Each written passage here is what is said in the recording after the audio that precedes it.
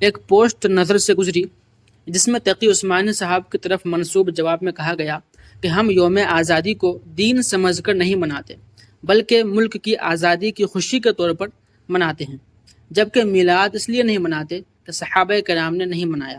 چلیے مان لیا جائے کہ یوم آزادی آپ دین سمجھ کر نہیں بلکہ وطن کی آزادی کی خوشی میں مناتے ہیں، مگر پھر ذرا اسی اصول کو میلاد پر بھی لاگو کر کے دیکھیے نا۔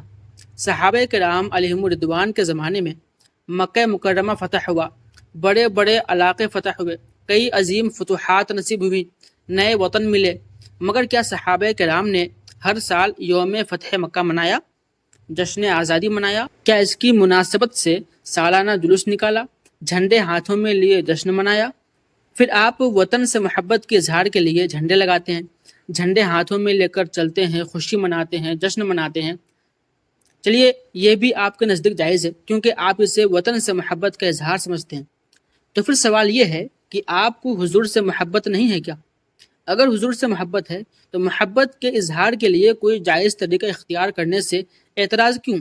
اور اس طریقے کو بدعت کہنے پر ضد کیوں؟ وطن سے محبت کا اظہار جائز طریقے سے ہو سکتا ہے تو محبت رسول کا اظہار جائز طریقے سے کیوں نہیں ہو سکتا؟ اور اگر کوئی کہے کہ ہم جشن آزادی کو دین نہیں سمجھتے تو ہم بھی یہی کہتے ہیں کہ ہر خوشی کو دین سمجھ کر کرنا ضروری نہیں، اصل دیکھنا یہ ہے کہ اس میں کوئی ناجائز کام تو نہیں۔ لہذا محض یہ کہنا کہ صحابہ نے نہیں کیا کافی نہیں، بلکہ یہ بھی دیکھنا ہوگا کہ جس کام کی اصل مباح ہو اور اس میں کوئی خلاف شرع امر نہ ہو تو اسے کس بنیاد پر ناجائز اور بدعت کہا جا رہا ہے۔